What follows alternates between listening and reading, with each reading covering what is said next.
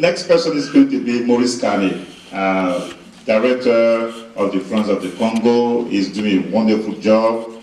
And then today he's going to talk about the historic significance of the conference because after the launching ceremony at Lincoln, Maurice and I spoke and we realized that we need to put emphasis so that people can know what really happened. And then Maurice Carney to the stage. Thanks, Maurice. Thank you. Good afternoon, everybody. It's a pleasure to be back.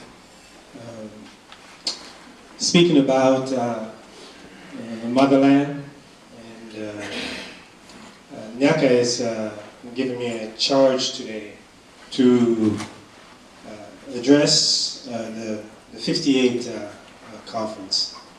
And what I would like to convey throughout the presentation, even though we're taking a historical look, the underlying fundamentals, the principles that were in motion at that time obtained to this day. And what that requires is the type of resistance that we saw there at that time should also be in place today. So I'm making an argument for continuity. We tend to look back at historical events in vacuum as if we're celebrating something in the past, as if those forces that Nkrumah and Padmore resisted somehow disappeared when they left the scene. If anything, they're more intractable, more insidious today than they were yesterday. If not, for the very reason that we're probably less conscious, less aware of the insidious nature of the imperial forces. So what I'll do in the presentation talking about the 1958 All-African People's Conference is provide some context before we get to the 58 conference. That's my charge today. And that 58 conference that occurred under the leadership of Kwame Nkrumah was a culmination of a series of conferences, Pan-African conferences. So really, at the basic level, what is Pan-Africanism and Pan-Africanism anyways? At the very basic level. Tony Martin says of Pan-Africanism that it's the attempts of African peoples to link up their struggles for mutual benefit. The attempts of African peoples to link up their struggles for mutual benefit. Padmore goes on to say it's the solidarity of Africans and people of African descent. That's at the basic level of the definition of Pan-Africanism. At its highest stage, its highest level, we go to Nkrumah and Kwame Ture, where Ture says that it's a liberation and unification of the total liberation and unification of the African continent under scientific socialism. That's the aspirational aspect of Pan-Africanism. However, so the Pan-Africanism has been a march of liberation. We look at it normally starting with the 1900 Pan-African Conference, organized by Henry Sylvester Williams and Bishop Alexander Walters of the AME Zion Church. However, what we do know through our history is that prior to that, there have been Pan-African activity, probably defined in what George Shepperson's called the small p of Pan-Africanism. George Shepperson talks about the small p and the larger p. Small p meaning social activities, cultural activities, activities that are not necessarily a unified political march. So if we look at figures in the Americas, figures like Henry Highland Garnett, in his activities, we look at Bishop Henry McNeil Turner, we look at figures like Martin Delany, from who we get the term Africa for the Africans. We're very much involved in the late 1800s in Pan-African activity before we get to the Pan-African conferences of 1900. Even figures, so we see that prior to the formalization of the Pan-African conferences, we had Pan-African activity unfolding both on the continent and outside of the continent. So in 1900, with Henry Sylvester Williams and the Bishop Alexander Walters, it was at the 1900 conference where we see figures like, as Angela mentioned, Anna Julia Cooper were participants. W.E.B. Du Bois, Blaise Diagne was an early African that was involved in the Pan-African movement starting in the 1900s. It was there that the resolution came out where W.E.B. Du Bois addressed to the nations of the world. And out of this conference, in his address to the nations of the world, that's where we get Du Bois 3 years before the Souls of Black Folks saying the challenge of the 20th century is the color line. It is out of that conference we find the articulation on the part of African elites of a moderate demand, demanding the ending of discrimination, demanding better treatment for colonial subjects under colonialism, demanding that the great powers that were entrusted with African states, colonial states, that they provide greater space for political engagement. So at its core, it was a moderate ask, a moderate demand.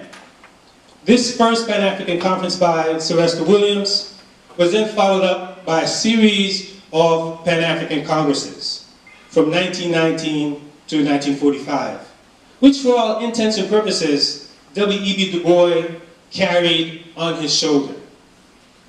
And those conferences from 1919 to 1945, they also reflected a very moderate demand on the colonial powers. In fact, Du Bois said something really, really interesting in his autobiography. He said that although the demand from those conferences were anti-colonial and anti-imperialist, which you'll see throughout all of the conferences, two fundamental basics of the conferences and of Pan-Africanism. One, it's anti-colonial in nature. Two, it's anti-imperialist. But Du Bois said something in its modern stance. He articulated what he called nonviolent positive action. That was the approach that they were taking. However, Du Bois said in his autobiography that he was keenly aware of the guns and the power of the imperial forces, the colonialists. So those conferences were circumscribing their demands based upon realpolitik, the realities of the violence that could be waged upon African subjects. So that explains in part why those conferences were moderate in nature, from the 1919 in Paris right up to the Manchester Conference. And the Manchester Conference, or those conferences leading up to the Manchester Conference, those conferences leading up to the Manchester Conference were led primarily by elites. They were not necessarily connected to the masses of the people. The demands were moderate. They recognized the power of the imperial forces, and the leaders were not connected to the masses of the people. Now, by the time we get to 45, there was a fundamental shift. In 45, we see now that the elites are connected to the masses. The people who are coming to the Manchester Conference in 45 are representatives from trade unions. In fact, what you'll notice about the series of conferences, whether you go back from 1900 right up to 45, they're connected to world events, right? So there was a World Federation of Trade Unionists were organizing in 45. And the organizers wanted to take advantage of that opportunity to organize the Manchester Conference. So you had workers that were represented, farmers that were represented, women's groups that were represented. In addition to that, it was the first time you really starting to see a strong representation from the African continent, where especially coming out of West Africa. So you had figures like Kwame Nkrumah, who was on the organizing secretariat, along with W.E.B. Du Bois, of course, and then the Trinidadian George Padmore. So it was Padmore, Du Bois, and Nkrumah that were at the helm of the leadership of the 45 conference. And what you'll notice that was distinguishing about the 45 conference, in addition to its mass character, for the first time, the organizers of the congresses said that as a last resort, violence is an option. So we see an increasing radicalization of the congresses. And the 45 Congress itself laid the foundation for the 1958 All-African People's Conference. Because in the 45 Conference, a lot of the figures that participated, Tom Mboya, Jomo Kenyatta, Azikwe, they all were going back to Africa out of the declaration that came from the conference that they're going to fight for the total liberation of the African continent. That was a key mandate that came out of the conference, that leaving the conference, practical outcome is for you to return home to the West Indies, return home to the African continent. You're going to fight for the total liberation of the African continent. So by the time we get to 58, and 58 comes in the wake of, in a lot of respects, the 58 conference is the corollary to the 1955 Bandung Conference. The 55 Bandung Conference represented the gathering of Asian nations in their stance against colonialism, their fight and their anti-imperialist stance.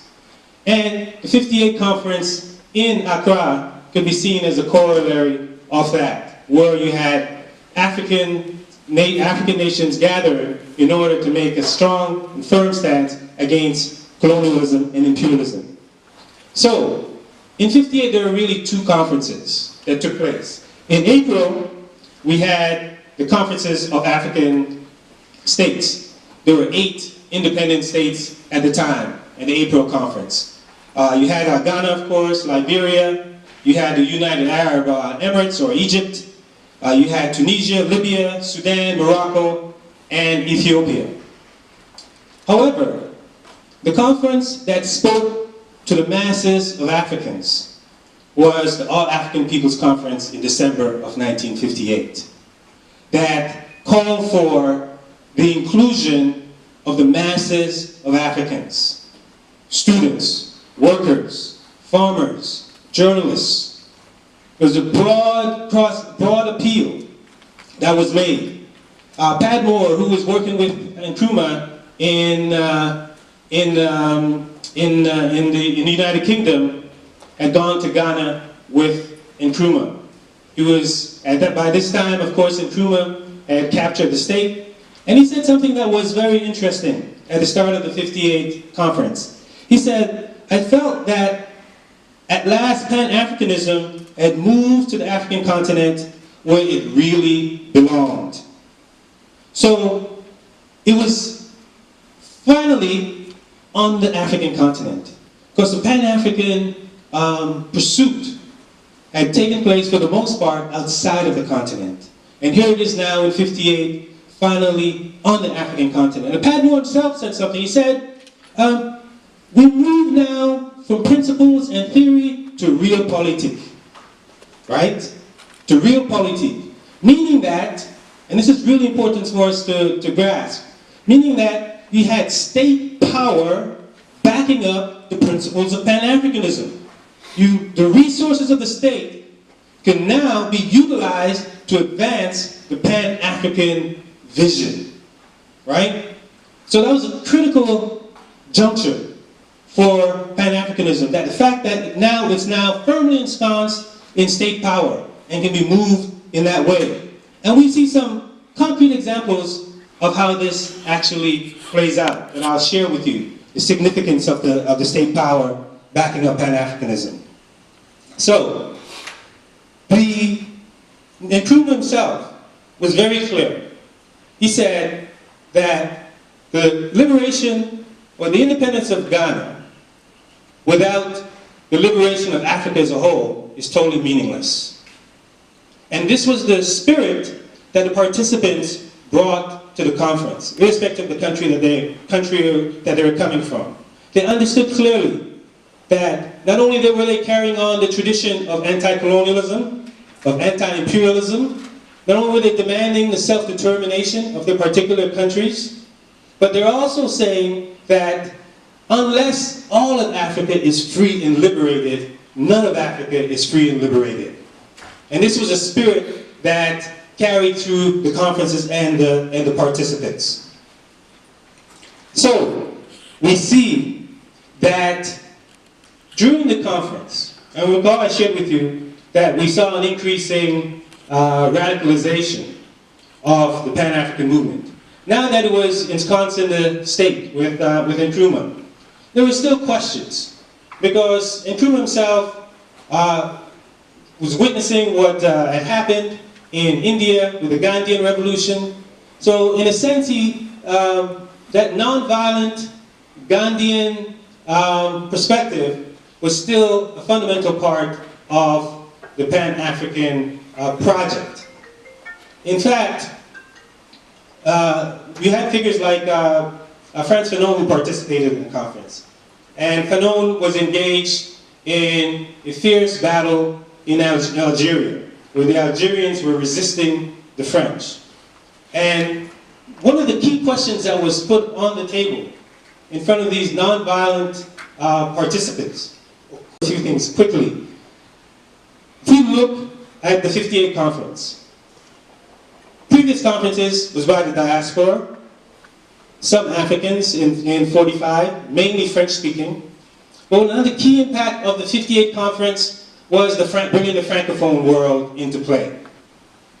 As you know, was at the end of the war, France was weak. France was facing fierce resistance on the part of the Algerians.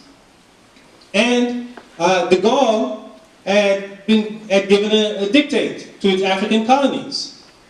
Either you're going to, first of all, de Gaulle recognized that he had to make changes. Because of the weakness of France, because of the fierce violent resistance that they were facing in Algeria, they had to make a decision about the other colonies. So de Gaulle did a tour of Africa in the summer and fall of 58. And there was a referendum that was put on the table by the French that you either going to say yes or no. You're either going to be a part of France or you're going to be not a part of France. And he lobbied for it. And by the time de Gaulle got to Guinea with Sékou Touré, and these were referendums that were held, the Guineans voted to the tune of 95% to exit from the French. Guinea said, Sékou Touré said to de Gaulle, right in front of him, while he was there, he said that it is better to be poor and free than to live in opulence and be a slave. It's reminiscent of the meeting between Mitterrand and Sankara in the early 80s, when Sankara challenged Mitterrand. So, now, here's where the power of Pan-Africanism comes into play, when you have a state that's leading the Pan-African project. France, as many of you know, probably was famously stated, took everything out of Guinea, right? They took the bathroom sinks, telephones, pens, you named it, and left Guinea destitute.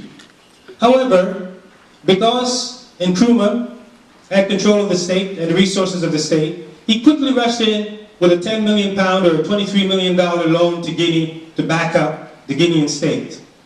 So then you had the formation of Guinea and Ghana, and later on Mali, as the nucleus of the vanguard of the Pan-African project on the African continent. So in addition to the state backing up the Pan-African project, we see that those delegates who left the 58 conference, whether Roberto Holden in Angola, they went back emboldened to fight a stronger battle within their own countries. Holden in Angola went back to fight a violent resistance. Felix Moumet in the Cameroon went back to fight a violent resistance. Patrice Lumumba, most notably in the Congo, he went back to fight as well. The moment Patrice Lumumba got back in December of 1958, he organized a rally in the Congo. Thousands of people came out. And these leaders were able to go back knowing that they had the backing of a strong state that can come to their rescue. But it wasn't only these leaders. You started to see different federations starting to form, Pan-African federations, journalists federations, workers federations, farmers federations, women's federations. So you have these Pan-African formations coming out of the 58 conference with a strong spirit of anti-colonialism, anti-imperialism, and the fight for full and total liberation of the African continent. So I'm going to bring it to a close. Pan-Africanism has always been anti-colonial. That's the basics, clearly. It has always been anti-imperialist. That's a basic of Pan-Africanism. These are fundamental principles of Pan-Africanism. George Padmore really lays it out. Padmore says, he lays it out really well. He says, when he says the fundamental principle and objective of Pan-Africanism is not to be neutral in anything affecting the destiny of Africans. The fundamental principle of Pan-Africanism, not to be neutral in anything affecting the destiny of Africans. So what does that mean? That's not something that's just stuck in 1958. We can't be neutral when we're talking about the destiny of Afro-Colombians and their fight for their land and their freedom. We can't be neutral when we talk about the destiny of Afro-Venezuelans who have benefited from the Chavez era and is now under withering attack from US imperialism. If you're a Pan-Africanist, you have to be standing with the Afro-Venezuelans, with the Venezuelans in their resistance against US imperialism. Right. That's a fundamental basis of Pan-Africanism. You can't be neutral in the case of Togo, with the Togolese fighting to get rid of a 50-year dynasty that was imposed on them by the French. You can't be neutral in the case of the Congo, with the youth who are resisting a Kabila regime that was facilitated by the French and the United States. So Pan-Africanism is not something that's stuck in the past. It's not a historical relic, but it's a living, breathing, fundamental desire on the part of African people. So Pan-Africanism has served us as a powerful tool for liberation. It has served us for I can actually argue that it is the optimum tool for liberation. Our famous or renowned poet or writer, intellectual scholar, Ngugi wa Thiong'o, in his recent book entitled Secure the Base, he calls up on all of us to secure the base. We have to secure the base meaning the African continent. Not only do we have to secure the base, but we have to secure the global African family. We have to secure people of African ancestry throughout the globe. And that's the one rallying cry that we should leave with here today. That Pan-Africanism is very much alive, and Pan-Africanism continues to be the path to freedom and liberation. We may be a distance away from arriving at a total liberation of Africa, total unification of Africa under scientific socialism, but the operational principles still obtain, that we have to secure the base. Thank you.